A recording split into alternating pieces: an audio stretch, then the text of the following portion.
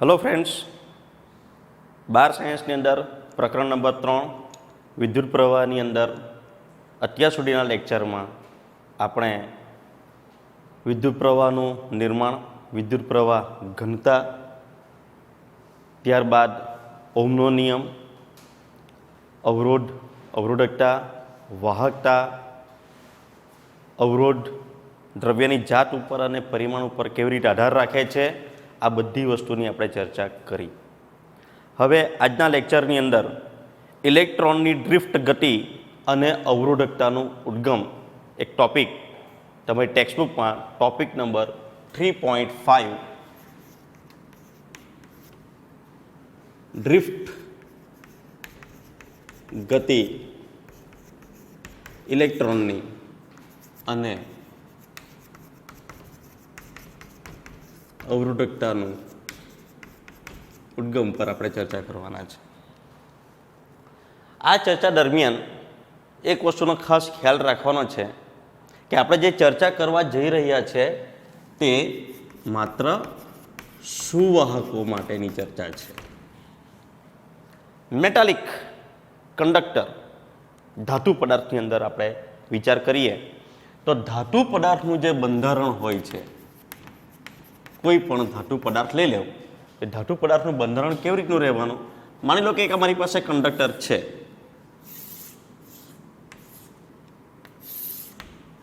આ કંડક્ટરનું બંધારણમાં એના પિતૃ પરમાણુમાંથી એક ઇલેક્ટ્રોન છૂટો પડી ગયો હોય એટલે મૂળભૂત પિતૃ પરમાણુ એ પોતે ધન આયન બની જાય. આવા દરેક પિતૃ પરમાણુમાંથી એક એક ઇલેક્ટ્રોન છેલ્લી ઓર્બિટમાંથી છૂટો પડવાને કારણે એ બધા ધન આયન બની જાય.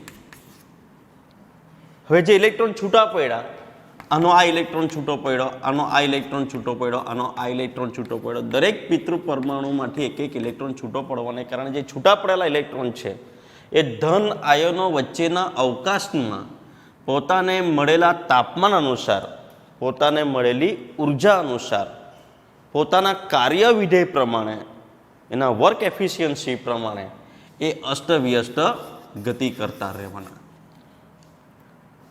હવે તમને સહેજે કેવો વિચાર આવે કે ઇલેક્ટ્રોન અસ્તવ્યસ્ત ગતિ કરી શકે પોતાને મળેલા તાપમાન અનુસાર, તો પછી ધન આયનોનું શું થતું હશે?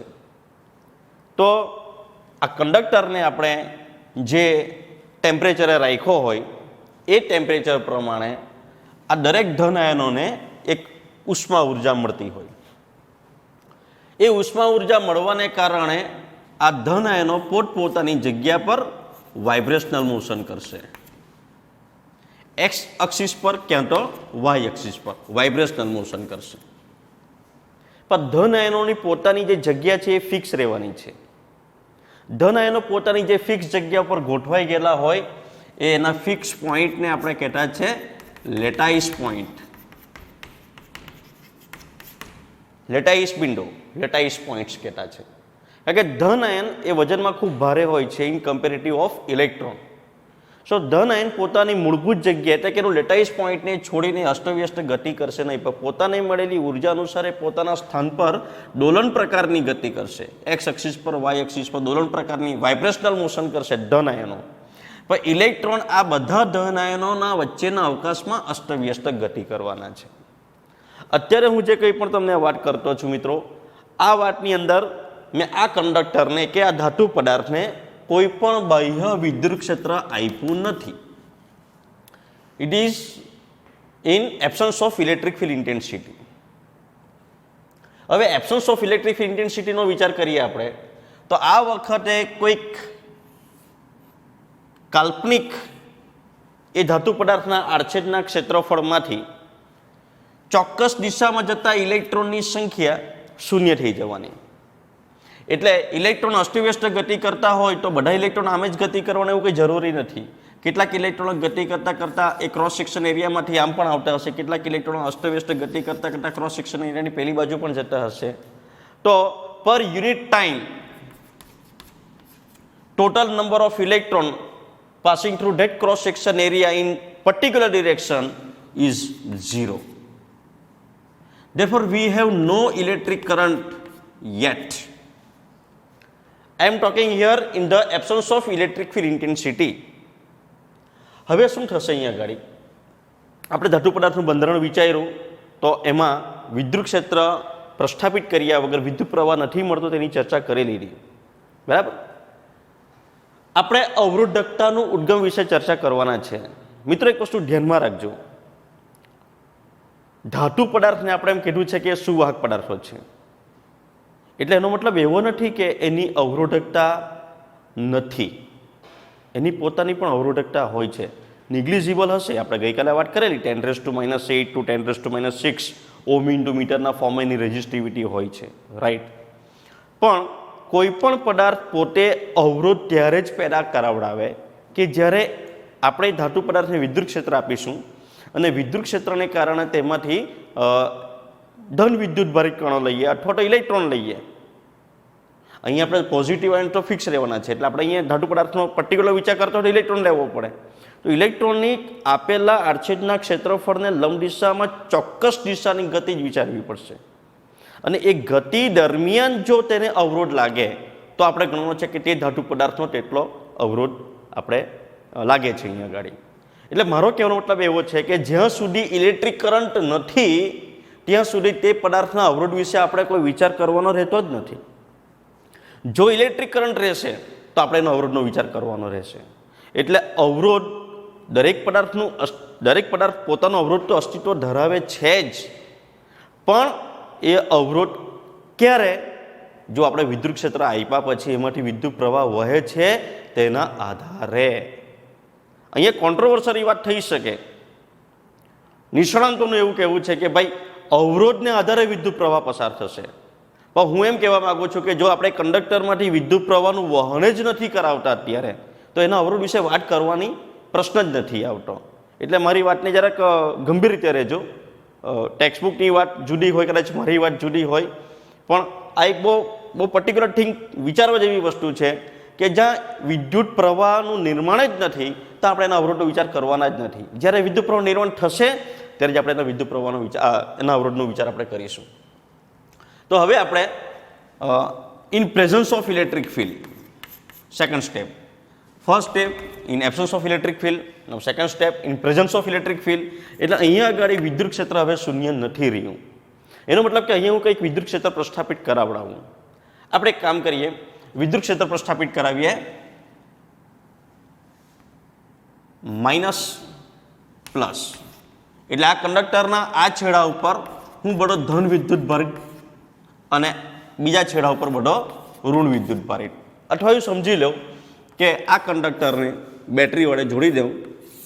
બેટરીનું કનેક્શન કંઈક આ પ્રમાણે છે કે આ છેડાને ધન વિદ્યુત ભારની પ્લેટ મળે અને આ છેડાને ઋણ વિદ્યુત ભારની પ્લેટ મળે.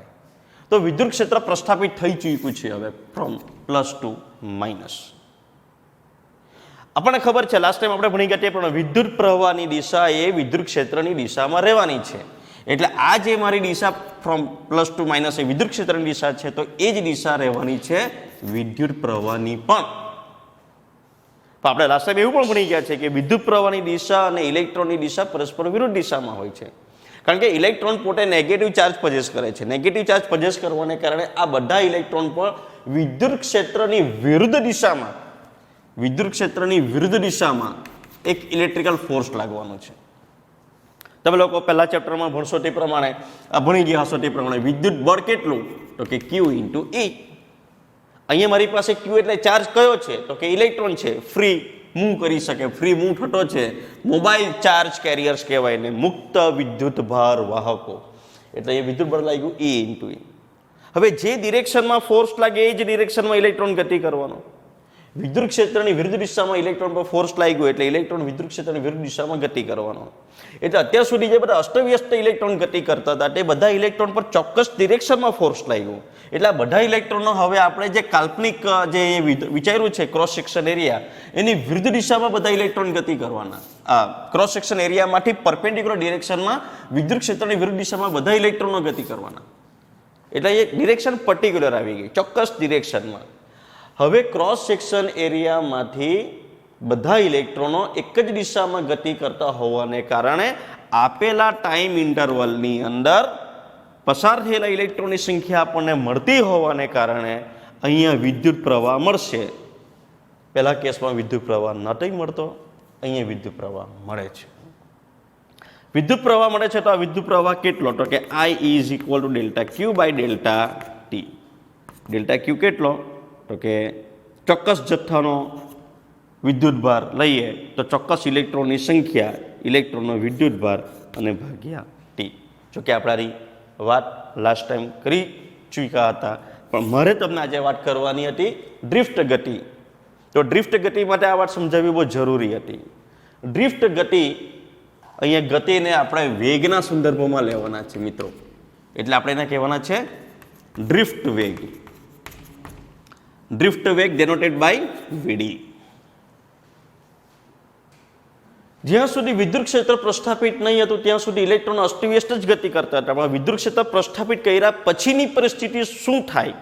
તો એક ઇલેક્ટ્રોનને હું ધ્યાનમાં રાખું. આખા કંડક્ટરમાં ઘણા બધા ઇલેક્ટ્રોનો રહેવાના છે, એમાંના એક ઇલેક્ટ્રોનને હું ધ્યાનમાં રાખીશ અને એનો પાઠ જો તમને બતાવીશ તો કંઈક આવું વિચારી શકાય કે માનો કે in absence of electric field એક ઇલેક્ટ્રોન મારી પાસે હતો, માનો કે કોઈક પોઈન્ટ પર એ પોઈન્ટ પર હતો કશે, એ અસ્તવ્યસ્ત ગતિ કરતો કરતો એ ક્યાં આવે છે? સપોઝ બી પોઈન્ટ ઉપર આવે છે. એથી બી પોઈન્ટ ઉપર આવે છે પર્ટિક્યુલર ટાઈમ ઇન્ટરવલની અંદર.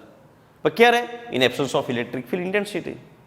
But after in presence of electric field intensity, વિદ્યુત ક્ષેત્ર પ્રસ્થાપિત કરાવ્યા પછીની પરિસ્થિતિનો જો વિચાર કરીશું આપણે, તો પછીની પરિસ્થિતિ એવી રહેવાની છે કે એ ઇલેક્ટ્રોન ઉપર વિદ્યુત ક્ષેત્રને લીધે ચોક્કસ વિદ્યુત બળ લાગવાનું, એ ઇલેક્ટ્રોનને ચોક્કસ વધારાની ઉર્જા મળવાની.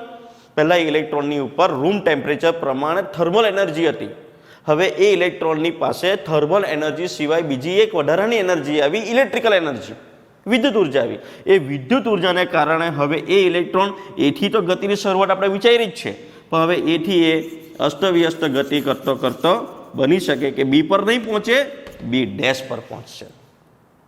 તો બી થી બી ડેશ જે આપણે વિચારતા છે, એ બી થી બી ડેશ જે છે એ ઇલેક્ટ્રોનનું અસરકારક સ્થાનાંતર,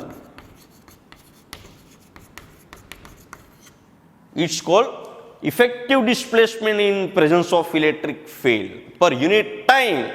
અને આ યુનિટ ટાઈમમાં આપેલા એકમ સમયમાં ઇલેક્ટ્રોનનું અસરકારક સ્થાનાંતર ઇન બ્રેકેટ વિદ્યુત ક્ષેત્રની હાજરીમાં, એને આપણે કહેવાના છે ડ્રિફ્ટ વેગ. તો અહીં આપણે ડ્રિફ્ટ વેગને વ્યાખ્યાયિત કરી ચૂક્યા છે. આમ કહી શકાય કે ડ્રિફ્ટ વેગ એટલે, ફરી પાછું લખીએ આપણે, ડ્રિફ્ટ વેગ એટલે શું? ઇલેક્ટ્રોનની હાજરીમાં, એટલે આ બી ડેશ પર ક્યારે આવશે? ઇઝ નોટ ઇક્વલ ટુ 0 હશે ત્યારે. તે વખતે ઇલેક્ટ્રોનનું અસરકારક સ્થાનાંતર કેટલું થયું? તો કે બી પર પહોંચતો હતો તેને બદલે બી ડેશ પર પહોંચ્યો, એટલે બી થી બી ડેશ અંતર ભાગ્યા સમય કેટલો? Unit time interval. તો આપણે આ ડ્રિફ્ટ વેગની વ્યાખ્યાયિત કરી ચૂક્યા છે અહીંયા આગળ. હવે તમને એમ થતું હશે કે બી થી બી ડેશ પર કેમ ગયો? બી પર જવો જોઈતો તો બી ડેશ પર કેમ ગયો? એક બીજી પણ એક આપણે સાથે ચર્ચા કરી લઈએ. તો ઇલેક્ટ્રોન જ્યારે એના પર થર્મલ એનર્જી સિવાય બીજી વધારાની ઇલેક્ટ્રિકલ એનર્જી લઈને જે ગતિ કરતો જાય છે, ત્યારે બધા ધન આયનો વચ્ચેના અવકાશમાં અસ્તવ્યસ્ત અથડાતો જતો હોય છે. એટલે દરેક ધન આયન સાથેની એની અથડામણ થાય છે. હવે અહીંથી આપણો ટોપિક વધારે સમજવા જેવો બની જવાનો છે, કારણ કે અહીંયાથી જ શરૂઆત થશે અવરોધકતાના ઉદ્ગમ વિશે. જો એ ઇલેક્ટ્રોનના માર્ગમાં આવા કોઈ ધન આયનો નહીં આવતે, એ ઇલેક્ટ્રોનની વચ્ચે એની ગતિ દરમિયાન ધન આયનોની સાથે અથડામણ નહીં થતે, તો ઇલેક્ટ્રોનને ગતિ કરવા માટે કોઈ વચ્ચે અવરોધ લાગતે જ નહીં. અને અવરોધ નહીં લાગતે એનો મતલબ એવો થઈ ગયો કે તે મટીરિયલનો પોતાનો ઇન્ટરનલ પ્રોપર્ટી એવી છે જ નહીં. જે ઇન્ટરનલ પ્રોપર્ટીને આપણે લાસ્ટ ટાઈમ શું નામ આપ્યું હતું? અવરોધકતા, રેઝિસ્ટિવિટી. એની પાસે કોઈ પ્રોપર્ટી નથી. ઇલેક્ટ્રોન પર કોઈ અવરોધ નહીં લાગતે, તો અહીં આપણે અવરોધ ટેન્ડ્સ ટુ 0 છે એવું આપણે કહેતે. પરંતુ અહીંયા આગળ ઇલેક્ટ્રોનની ગતિના માર્ગમાં, એના અવકાશમાં વચ્ચે ધન આયનો આવે છે, અને ધન આયનો સાથે એની વારંવાર કોલિઝન થાય છે, અથડામણ થાય છે. અથડામણ થવાને કારણે શું થાય? તો અથડામણ થવાને કારણે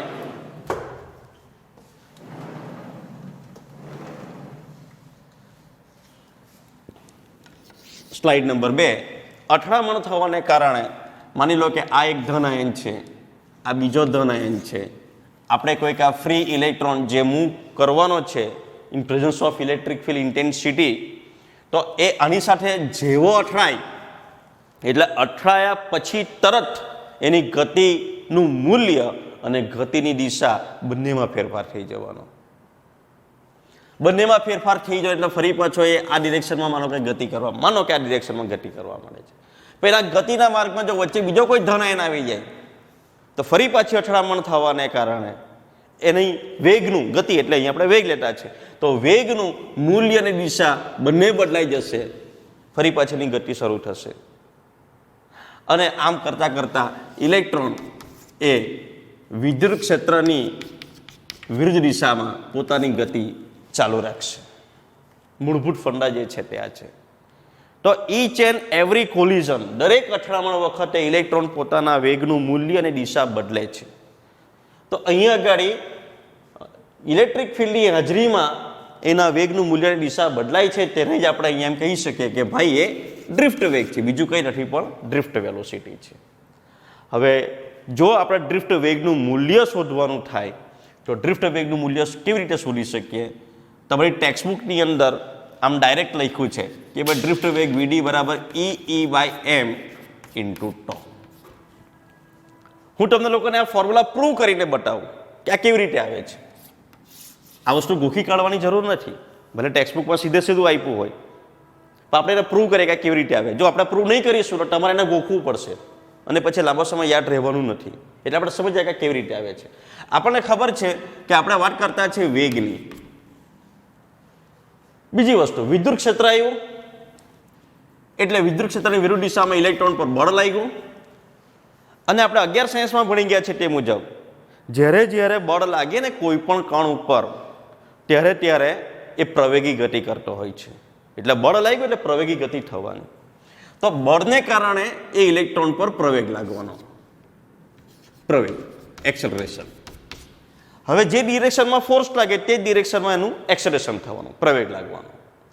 તો પ્રવેગનો વિચાર કરીએ એટલે બળ અને પ્રવેગનો વિચાર કરીએ તો ન્યૂટનની ગતિનો બીજો નિયમ આપણી પાસે આવો છે. ન્યૂટનની ગતિનો બીજો નિયમ F = ma.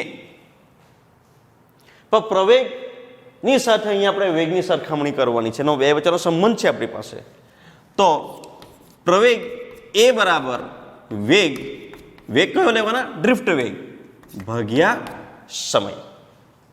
હવે સમયનો વિચાર કરીશું તો અહીંયા આગળ માનો કે આ એક અથડામણ થઈ ટાઈમ t1, આ બીજી અથડામણ થઈ ટાઈમ t2, ત્રીજી અથડામણ થઈ ટાઈમ, આવી જેટલી પણ અથડામણ થતી હશે તે બધી અથડામણો માટે આપણે અહીંયા એવરેજ ટાઈમ લેવાનો છે કે એક પોઈન્ટ પરથી ઇલેક્ટ્રોન બીજા કોઈ પોઈન્ટ ઉપર પહોંચે છે ત્યાં સુધી એની ઘણી બધી અથડામણ થતી હશે. તો આ બધાનો આપણે એવરેજ ટાઈમ લઈશું તો આ એવરેજ ટાઈમને અહીંયા આપણે કહેવાનો છે ટો. એકચ્યુઅલી આપણે પર્ટિક્યુલર અથડામણનો વિચાર કરીશું ત્યારે બે ક્રમિક અથડામણ, આ ફર્સ્ટ પોઝિટિવ આયન, આ સેકન્ડ પોઝિટિવ આયન, તો બે ક્રમિક અથડામણો, ઇલેક્ટ્રોન એકવાર આની સાથે અથડાયો પછી તરત આની સાથે નથી અથડાવવાનો, પછી તરત આની સાથે અથડાવવાનો છે, પછી આની સાથે અથડાશે. તો બે ક્રમિક અથડામણ વચ્ચેનો જે સમયગાળો છે એ સમયગાળાને મારે કહેવાનો છે રિલેક્સેશન ટાઈમ. આ નામ પરથી જ ખબર પડી જાય. રિલેક્સ, એક અથડામણ થઈ પછી જ્યાં સુધી બીજી અથડામણ ન થાય ત્યાં સુધી એ ઇલેક્ટ્રોન કેવો છે? રિલેક્સ મૂડમાં છે.